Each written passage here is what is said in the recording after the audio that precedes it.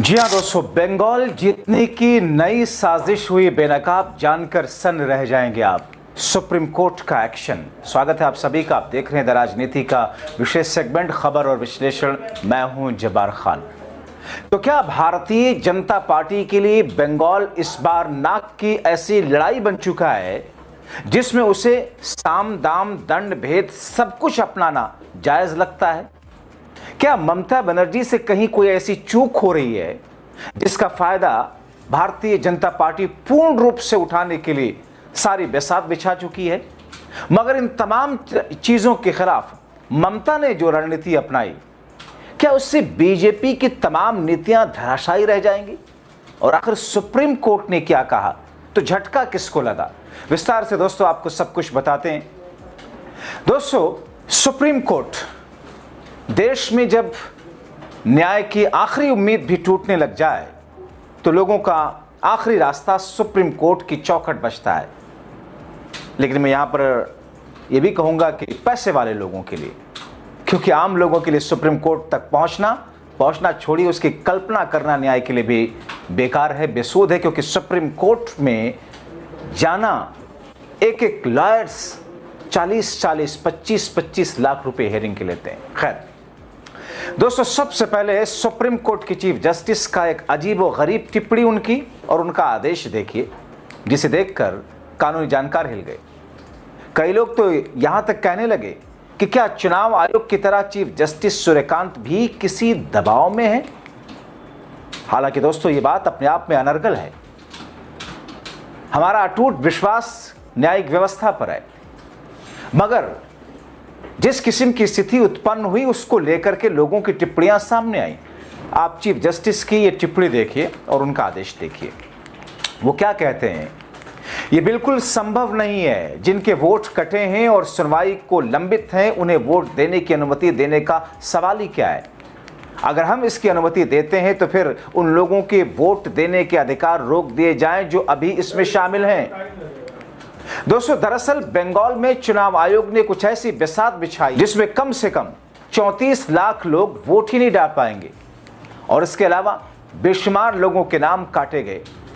बेशुमार लोगों के नाम जो कटे हैं वो सुनवाई के लिए लंबित भी हैं, मगर वो लोग भी वोट नहीं डाल सकते। आप खुद स्थिति समझिए। वरिष्ठ नेता और सांसद कल्याण बनर्जी ने सुप्रीम कोर्ट में कहा कि कम से कम 16 लाख अपीलें दाखिल हो चुकी हैं। उन्हें 2 चरण वाले विधानसभा चुनाव में वोट डालने की अनुमति दी जाए। जो इस राज्य के नागरिक और वोटर हैं, क्योंकि अपील दायर है, तो या तो उन पर सुनवाई करके फैसला हो या फिर उनको वोट डालने की इजाजत दी जाए। मगर इस पर मुख्य न्यायाधीश सूर्यकांत ने जो कहा वो न्याय पसंद लोगों को रास नहीं आया। वैसे दोस्तों, मुख्य न्यायाधीश सूर्यकांत को लेकर मैं कोई टिप्पणी नहीं करना चाहता, लेकिन कानूनी विभाग से जुड़े हुए लोग, अदालतों से लॉयर या दूसरे ऐसे रिटायर्ड लोग जस्टिस सूर्यकांत को लेकर के जो उनकी राय है कि मौजूदा वक्त के सत्ता पक्ष के खिलाफ जाना उनके मिजाज के हिसाब से नहीं, ऐसा भी कहा जाता है। दोस्तों, हमने इसी सुप्रीम कोर्ट में देखा बहुत सारे जस्टिस को, जस्टिस मुझे लगता है आभा या कुछ नाम था, बीते साल में उनका रिटायरमेंट हुआ और उन पर एक ठप्पा था कि सरकार से जुड़े हुए मामले उनकी तरफ भेज दिए जाते थे, और फिर लोग ये कहते थे वहां मामला गया तो फिर सरकार के खिलाफ मामला फैसला नहीं आएगा। इस किस्म की अवधारणा बनती है लोगों की। हालांकि दोस्तों, सुप्रीम कोर्ट हमारे देश की सबसे बड़ी अदालत है। उसके मुखिया पूरे देश के संविधान के रखवाले के मुखिया हैं। उनका दर उम्मीद का आखिरी चौखट है। मगर अगर वहां इस तरीके से न्याय की उम्मीद में आके पथरा जाए, न्याय लटका रहे, तो फिर क्या ही कहा जाए। क्योंकि दोस्तों, न्याय सिर्फ होना ही नहीं चाहिए, न्याय होता हुआ दिखना भी चाहिए। दोस्तों, आइए आपको ये ताज़ा घटना बताते हैं जो कोर्ट को ही कटघरे में लोगों की नज़र में खड़ा करती है। दरअसल एसआईआर प्रक्रिया में हटाए गए पश्चिम बंगाल के करीब 34 लाख मतदाता इस बार वोट नहीं डाल पाएंगे। उनकी आखिरी उम्मीद सुप्रीम कोर्ट ने भी इस मामले में दखल देने से इनकार कर दिया। 34 लाख लोग हैं जिनकी अपील अभी भी ट्रिब्यूनल में लंबित है। ऐसा नहीं कि उन्होंने फैसला दे दिया कि हाँ इनके वोट कट गए, ठीक है, मामला लंबित है। वो असली वोटर भी हैं, हो सकते हैं, कुछ कट भी सकते हैं, लेकिन मामला लंबित है, फिर भी उनके वोट के राइट को छीन लिया गया। यानी साफ साफ कहें तो सुप्रीम कोर्ट ने उन लोगों को अंतिम मतदान अधिकार देने से इनकार कर दिया जिनके नाम एसआईआर प्रक्रिया के दौरान मतदान सूची से हटा दिए गए थे और जिनकी अपीलें अभी भी ट्रिब्यूनल में लंबित हैं। ट्रिब्यूनल में जिनके नाम लंबित हैं वो सुप्रीम कोर्ट से राहत मिलने की उम्मीद में शीर्ष अदालत में गए थे। ऐसा इसलिए क्योंकि चुनाव आयोग ने 9 अप्रैल को वोटर लिस्ट फ्रीज कर दी। अब चुनाव से पहले नया नाम शामिल नहीं किया जा सकता जब तक सुप्रीम कोर्ट कोई विशेष आदेश न दे।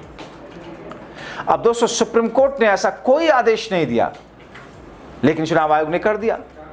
हालांकि सुप्रीम कोर्ट ने सुनवाई के दौरान बातें तो मतदाताओं के हित में अच्छी की लेकिन उन्हें राहत बिल्कुल नहीं दी। दरअसल 13 लोगों के एक समूह ने सुप्रीम कोर्ट में याचिका दायर की थी। आरोप लगाया था कि चुनाव आयोग ने बिना सही प्रक्रिया के नाम काटे हैं, अपीलों की सुनवाई समय पर नहीं हो रही है। वो चाहते थे कि अपील का फैसला होने तक लिस्ट फ्रीज करने की तारीख बढ़ाई जाए ताकि अगर अपील मंजूर हो तो वोट डाल सकें। मुख्य न्यायाधीश सूर्यकांत और जस्टिस जयमाल्या बागची की बेंच ने याचिका को प्रीमेच्योर बताया। यानी उन्होंने कहा कि अभी याचिका लगाने का समय नहीं है और याचिकाकर्ता पहले ही अपील ट्रिब्यूनल जा चुके हैं, इसलिए उन्हें वहीं अपना मामला उठाना चाहिए। तो फिर कब चुनाव हो जाए उसके बाद? आखिर क्यों ट्रिब्यूनल ने चुनाव आयोग के घोषणा के तारीखों से पहले या उसके बाद चुनाव के वोटर लिस्ट को फ्रीज करने से पहले इस पर फैसला क्यों नहीं सुनाया? वो भी सुप्रीम कोर्ट की तरह बिहेव कर रहा है। सुप्रीम कोर्ट कुंडली मार करके बैठा हुआ है ना कि मुख्य चुनाव आयुक्त और चुनाव आयुक्त की जो नियुक्ति वाला मामला है जिसमें मोदी सरकार ने सुप्रीम कोर्ट के चीफ जस्टिस को इस पैनल से बाहर कर दिया था, अपने मन मर्जी नियुक्त करते जा रहे हैं। वो सुप्रीम कोर्ट उस पर क्यों नहीं फैसला देता है? क्यों कुंडली मार करके बैठा है? यह हक है हमारा एक नागरिक होने के नाते सवाल पूछने का और देश के प्रवक्ता और पत्रकार होने के नाते तो सवाल पूछने का और भी हक है। दोस्तों, कोर्ट ने अपने आदेश में क्या लिखा? सुप्रीम कोर्ट ने अगर अपील मंजूर होती है तो बड़े परिणाम होंगे। कोर्ट ने यह भी साफ किया कि हम याचिका के गुण दोष पर कोई राय नहीं दे रहे। टीएमसी के वरिष्ठ नेता और सांसद कल्याण बर्जे ने कोर्ट से कहा कि कम से कम 16 लाख अपीलें दायर हो चुकी हैं। 2 चरण वाले विधानसभा चुनाव में वोट डालने की अनुमति तो कम से कम दी जाए। मुख्य न्यायाधीश सूर्यकांत ने कहा कि नहीं डाल सकते। क्यों भाई? Mister Suryakant chief justice my lord, क्यों नहीं डाल सकते? तो फिर आप बोलिए ना, उस ट्रिब्यूनल को बोलिए कि इस पर फैसला दीजिए। आप बोलिए चुनाव आयोग को कि वोटर लिस्ट फ्रीज मत कीजिए, ट्रिब्यूनल अगले 1 हफ्ते में फैसला देने जा रहा है। मगर नहीं। तो क्या वो लोग जो जस्टिस सूर्यकांत पर आरोप लगाते हैं कि मोदी और शाह के निकट लोगों में से एक ये भी हैं, क्या हम उन बातों को लेकर चर्चा करें, उनको सही माने? क्या कहा जाए? दोस्तों, सुप्रीम कोर्ट ने कहा कि 34 लाख अपीलें की गई हैं जिनके नाम एसआईआर प्रक्रिया में मतदान सूची में शामिल नहीं। कलकत्ता हाईकोर्ट मुख्य न्यायाधीश की रिपोर्ट में भी यही आंकड़ा है। वैसे एजुकेशन यानी कि जांच के अधीन करीब 60 लाख मतदाताओं में से 27 लाख के नाम कटे। इससे पहले एसआईआर शुरू होने के बाद आई ड्राफ्ट लिस्ट में करीब 67 लाख कटे थे। इनमें से भी कई लोगों ने अपीलें की हैं। सुप्रीम कोर्ट की उस बेंच के दूसरे जस्टिस बागची क्या बोले, उनकी बातों को आपको बिंदुवार तरीके से बताता हूं। जस्टिस बागची ने कई गंभीर बातें कही। वोट का अधिकार भावनात्मक भी है। जिसे देश में आप पैदा हुए वहां वोट डालने का अधिकार सिर्फ संवैधानिक नहीं बल्कि भावनात्मक भी है। ये लोकतंत्र का हिस्सा बनने और सरकार चुनने का अधिकार है। सही बात है, फिर क्यों नहीं दिया राइट? आगे कहा, वोटर 2 संवैधानिक संस्थाओं के बीच में फंस गया है। राज्य सरकार और चुनाव आयोग दोनों संवैधानिक अंग हैं। वोटर इन दोनों के बीच सैंडविच बन गया है। ये दोषारोपण का खेल नहीं होना चाहिए। सही बात, फिर भी क्यों नहीं दी इजाजत? जस्टिस बागची ने कहा कि रोज 1000 से ज्यादा दस्तावेज देखने वाले जुडिशियल ऑफिसर से 100% सटीकता की उम्मीद नहीं की जा सकती। अगर 70% सटीकता हो तो भी उसे उत्कृष्ट माना जाना चाहिए। इसलिए मजबूत अपील व्यवस्था जरूरी है। को लगता है कि यह भी स्थिति है, फिर भी आपने नहीं कहा ट्रिब्यूनल जल्दी इस पर फैसला दो। अगला बिंदु, उन्होंने कहा अगर बहुत बड़ी संख्या में वोटर बाहर रह जाते हैं और जीत का अंतर उससे कम होता तो कोर्ट को सोचना पड़ेगा। तो मतलब चुनाव हो जाए और कौन देखेगा उसको? कितने लोग बाहर थे और चुनाव का अंतर कितना फर्क रहा, कितनी सीटों पर आप देखेंगे? उदाहरण दिया, अगर जीत का मार्जिन 2% है और 15% वोटर ना डाल पाए वोट तो समस्या हो सकती है। लेकिन अगर 10% लोग वोट नहीं डाले और जीत का अंतर 10% से ज़्यादा है तो नहीं। लेकिन अगर ये 5% से कम है तो हमें अपनी सूझबूझ का इस्तेमाल करना होगा। मतलब आप तकनीकी पहलुओं में उलझा रहे हैं। मिलॉर्ड, आप चुनाव आयोग के लिए आदेश नहीं देंगे कि वोटर लिस्ट फ्रीज क्यों कर रहे हैं। अगला बिंदु, बागची कहते हैं कि पश्चिम बंगाल में ईसीआई ने लॉजिकल डिस्क्रिपेंसी नाम की नई कैटेगरी बनाई है, जबकि बिहार में 2002 की लिस्ट वाले लोगों का दस्तावेज अपलोड करने की जरूरत नहीं थी।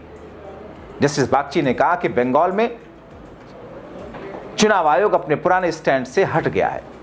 तो ये सब बातें अगर मिलॉर्ड आप कह रहे हैं, तो फिर आपने क्यों नहीं कहा ट्रिब्यूनल को कि एक हफ्ते के अंदर फैसला सुनाए।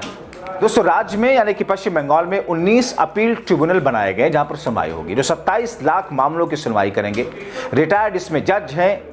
कोर्ट ने कहा ट्रिब्यूनल को शामिल करने वाले सिद्धांत के आधार पर सुनवाई करनी चाहिए, ना कि संख्या बढ़ाने या घटाने की होड़ में।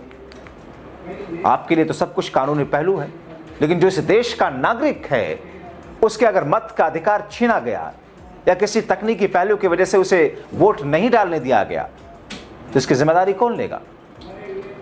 अब यहां सूर्यकांत क्या कहते हैं, मिस्टर सूर्यकांत मिलॉर्ड, उन्होंने कहा कि पूर्व मुख्य न्यायाधीश और जजों पर समय सीमा का दबाव नहीं डाला जा सकता। कौन दबाव डाल रहा, आपसे तो अपील करते हैं मिलॉर्ड, इन विचारों की तो अपील है। दोस्तों, वोटर लिस्ट फ्रीज है, अपील ट्रिब्यूनल में सुनवाई जारी रहेगी। अगर किसी की अपील मंजूर होती है तो चुनाव के बाद नाम बहाल हो, चुनाव के बाद नाम बहाल होगा। फायदा क्या है उसको, फायदा क्या है। किसी का मकान जल रहा है, आप पानी का टैंकर लिए खड़े हैं, तो आप कहेंगे कि नहीं नहीं नहीं, यहां वो आग बुझाने की इजाजत नहीं है, हमें तो कल होने वाली शादी के लिए टैंकर भेजा गया है। लेकिन इस बार के चुनाव में वोट नहीं डाल पाएंगे वो लोग। पश्चिम बंगाल में विधानसभा चुनाव 2 चरणों में आप जानते हैं, 23 और 29 अप्रैल को। इस चुनाव से पहले लाखों मतदाता सूची से बाहर हुए, उनका वोट डालने का अधिकार भी गया। उन मतदाताओं की कोई गलती नहीं रही, जिम्मेदारी जिनकी है वो बच निकल रहे हैं। सुप्रीम कोर्ट की ताज़ा टिप्पणी से भी जिम्मेदार लोगों के नाम जाहिर होते हैं।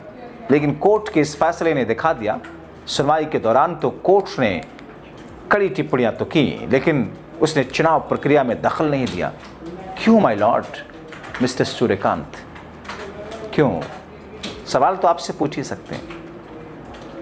इसलिए मैं आपसे कह रहा हूं, दर्शकों, सोचिए, समझिए, अवेयर रहिए, अपनी राय लिखिए।